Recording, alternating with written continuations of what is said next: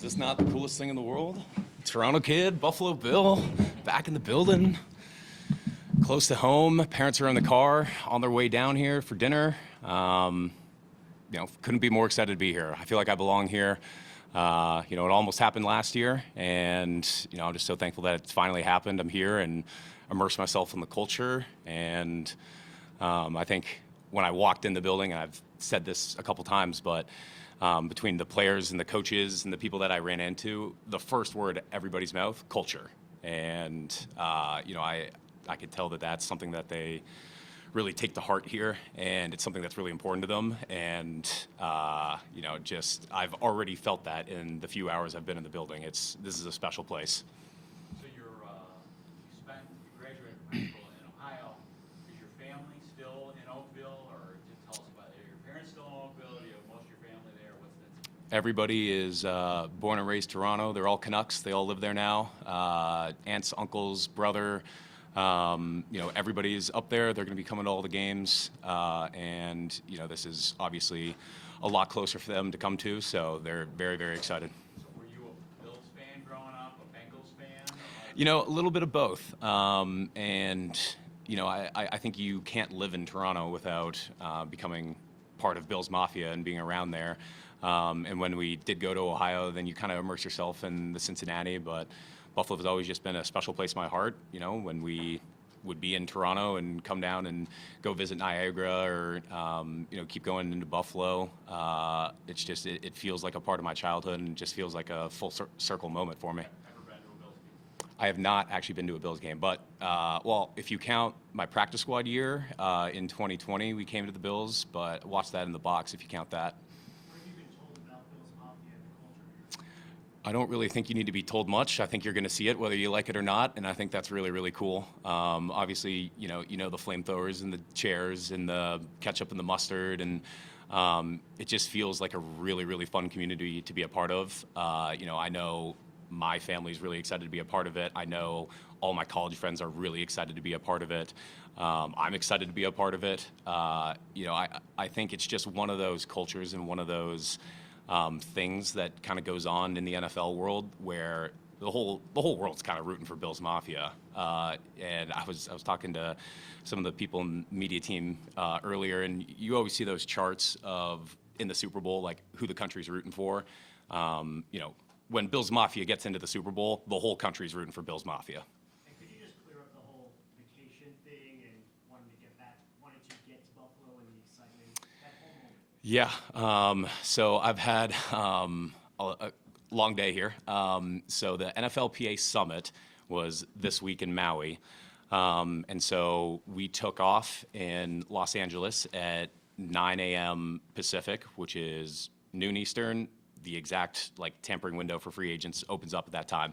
And I looked and I Googled and I was sure that we had Wi-Fi the whole way there. Get about an hour into the flight, lose contact, can't refresh any messages, can't look at anything, can't figure out, I'm, completely in the dark here at one of the most stressful moments of my life. So I asked the flight attendant and she comes by and is like, no more Wi-Fi for the next 3.5 hours. And so my heart's racing, blood's boiling. And so at that point, it's just kind of a lesson in patience. Can't control this anymore. It's out of your hands. Trust in my agents and David and Ness at Aura. They did an amazing job. I trust them with everything. And, we land in between the Uber from the airport to the hotel. I became a Buffalo Bill. And it was that fast. It happened that quick. Started getting the calls. The news broke, and then the flood of texts that come in when you sign with a new team. And then my journey here was I left Maui at 10:30 a.m. local time, and I arrived in Buffalo at 9 a.m. local time. It was Maui to LA, LA to Detroit, Detroit to Buffalo, Buffalo to sign the papers. So I haven't slept in about 36 hours here. So I apologize if I'm stumbling. Michael, you're saying all of this, and just your travel day, the energy's still coming from you right now. We can all feel it. Where does that come from? I think I'm just a high energy guy. It's how I play on the field. It's how I am in the locker room. It's how I am with friends and family. I don't necessarily have that off switch. Now, the Bills organization was smart not to bring me to the hotel first, because I think if I see a bed, I'm going to collapse and I'm out. And this has obviously been, the biggest day of my life. This has been the coolest experience in the world, to come to, an organization like this. And I think I tried to sleep on the plane here, but the whole time I was just, watching Bills Mafia highlight tapes and trying to like pull up as much Bills lore as I possibly could, and just get like excited to be here and excited to like immerse myself in this great place and this great city, and get to know all the people, and looking up all the restaurants and figuring out where I'm going to live, and really just becoming a part of, this organization, this community. And today's been a really, really good day. It's been long, but it's been great. Marco, I'm sorry to maybe rain on the parade here a little bit, but Brandon just mentioned that your delay is going to be, or your debut, I guess, will be delayed by 6 games. What happened with that situation, and how tough is that to deal with when you're going to a new team, to know that you're not going to be able to contribute immediately? For sure. So I'll be very open and honest with everybody. And the whole time, we wanted our agents to negotiate in good faith and, let the Bills organization know the situation. So I had a trainer that I've been working with for the last few years. He's the guy that I had purchased protein, creatine, IVs, multivitamins, all the stuff that athletes normally take. I had everything, verified by an independent nurse, that everything was what it said it was, and built up a relationship with somebody that I thought I could trust. So we go through lots of drug tests. You get drug tests all the time in the NFL. Never had any issues. Everything was what it said it was. And so this is somebody that I thought I could trust. And that's where this ultimately becomes my responsibility, because I think as our relationship continued, I think I stopped being vigilant in checking that things were what they said they were. Fast forward to 3 weeks into the offseason, and I received the letter that there had been some form of testosterone in my system. And that, as exciting as today has been, that I think was the lowest point of my entire life, receiving that letter. You go through like a large range of emotions when that happens.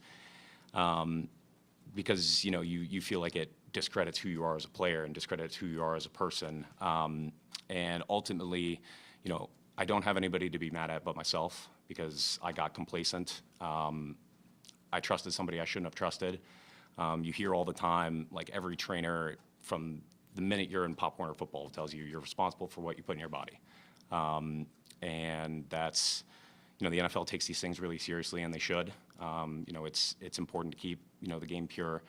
And it was a real low moment for me. And luckily, between, my agency and my friends and my family and the people who really care about me, they helped me get through it.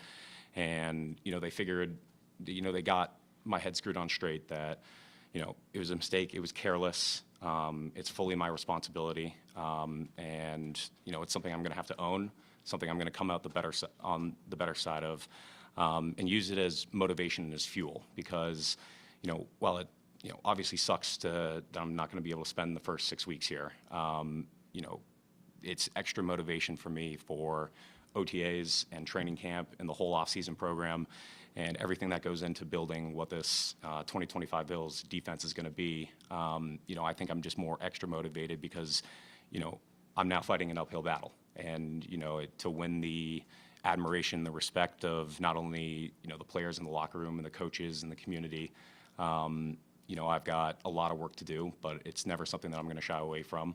I know who I am as a player, and, from now until week 7, when I make my return, my singular focus is to prove to not only myself, but everybody around the Buffalo organization that, I am who I say I am. I'm here for a reason.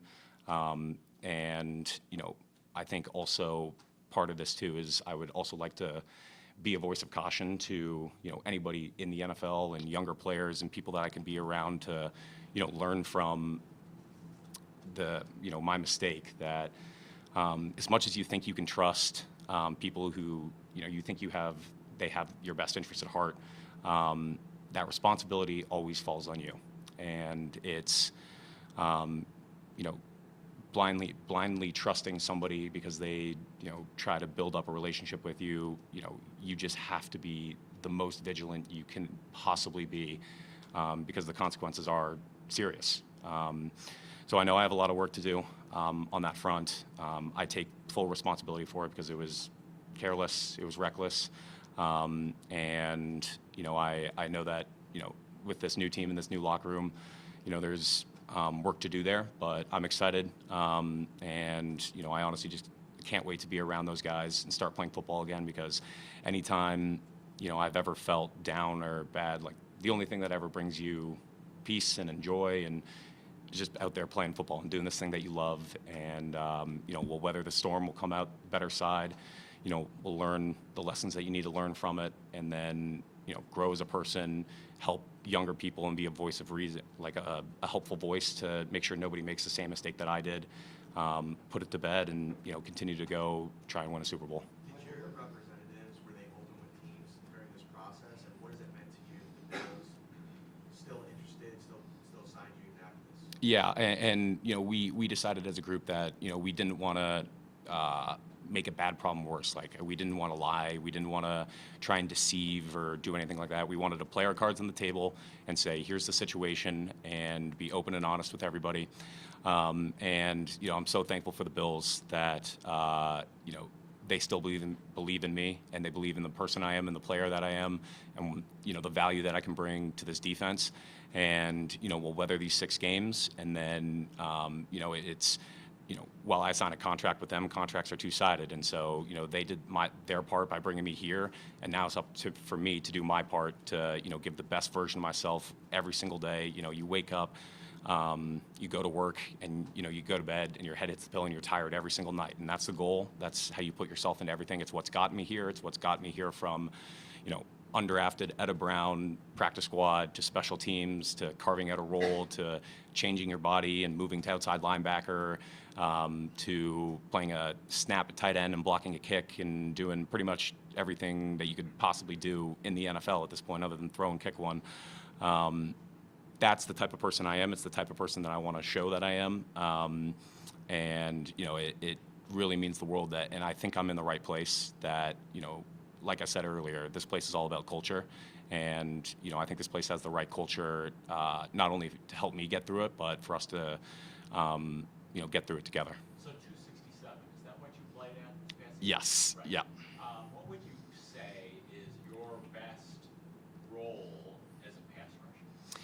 Yeah, I think, last year, my 2 biggest roles were I thought of myself as the point guard of the defense, meaning I'm responsible for the distribution of things. I'm responsible for getting people lined up in the right way and good disguises, hard picks, making sure that I'm buying the slides and protections and manipulating. And I'm a 267, is a bigger body, so offensive lines have to account for me in protections. And so, there was a lot of creative things that we did last year in Los Angeles, and, I got to wear a lot of hats. And I think that's just something I can build upon here, because I've done just about everything that you can do on a defense at this point. And as a rusher, to be smart and to be technical and to have trained with, Aaron Donald for the early part of my career. And, I've played with guys like Vaughn and Leonard Floyd, and, I've just been around some really, really spectacular rushers. And, I'm excited to rush with the group here. Bosa's obviously, we would have joint practices with him out in LA, and just watching him on the other side of the ball, I've always just had a ton of respect for him, and Rousseau and Epinesa, and, our whole room here at Oliver. And, I think we have a really, really good, diverse, rush group here. And that's the current state of the NFL. Is there's kind of 2 things you got to do as a defense. Is you have to be able to knock the run out. You have to be able to rush the passer. And if you can do those 2 things, you're going to win a lot of football games. And if you look at the upper echelon of the league, Philly won the Super Bowl this year. Big O-line, run-first outfit. But in order to get there, you're going to have to go through Baltimore. You're going to have to go through Detroit. You're going to have to go through Kansas City. You're going to have to go through, the Rams. You're going to have to go through these really good teams, and all of that's going to require setting firm edges, playing complementary football, not going 1-for-1 on run plays, knocking out the run and then pinning yours back on third, and then when Josh goes up in the game, second and third down. So I mean, simulated pressures, you could come from anywhere. Yeah. Runs, twists, in fact, you did a lot of that. If it's just like a straight four-man rush, you're better from a 7 technique than a 3 technique. Sure. I Agree mean, with that? yeah, I mean, based on my tape last year, I rushed from just about everywhere. I mean, I was playing middle linebacker, outside linebacker. I rushed over a 0 of a nose in the wild card game, and, contributed to a sack in that. So, for me, like, my pass rushing is a lot of creativity and moving off the ball, on the ball, and then, even in the times, the simulated pressures where maybe I'm not rushing, is to really lock in on the details of, you have to make the offense believe that you are rushing. You have to make them believe and honor you in the protection, and that's what I think. It just comes with experience, because there's obviously a lot that goes on a football game. It's loud, Bills Mafia is cheering, and to be able to lock in with body demeanor and eyes, and every single play looks the same and plays out different. That's quarterbacks in this league are too good. If they know where the droppers are, they're probably going to beat you. So to have your rushes and your drops all look the same and be able to bring pressure from different places and give quarterbacks different looks and catch them off guard, that buys you half a second. We got the rush guys to go get the sack. You tweeted that this defense is looking scary. Is there anyone that specifically that you're eyeing, whether new additions or current members of the Bills? Yeah, I mean, I was talking to T-Rap this week, and I think I sent that tweet out after the Bosa signing, but just to lock up like an edge room like that, and just to lock up a defensive line where across the board we're all going to meet together, and pass rushing, it's art individually, but it's collective in actuality, because as much as you need one person in order to win and cause the pressure, you need other people to be your contained players and not let the quarterback out of the pocket, and to balance rushes, and to have sort of that intuitive feeling with the other rushers where where they're going to be, and communicate games, or be able to look next to somebody and say, all right, I know he's taking a rush high, and be able to cover him up and make people right. And that's the stuff that you work on during OTAs. It's the stuff you work on during training camp and in the preseason, and it's getting a feel for who are your other rushers and what are they like, what are their tendencies, what's the speed when we run games, what games are they good at, what games do we like, what rushes did they win early in the game that offensive lines are going to be overcompensating for, and the counters off of those. So that's all the stuff that I'm excited for with this group. And when I say we're looking scary, we're looking scary, and I think it's going to be a lot of fun. Yep, thank you guys. Pleasure to meet all you guys. Yes. Giancarlo's? How do I say? John Carlos? Yeah. Yep. Thank you so much, guys. Excited to meet all you guys.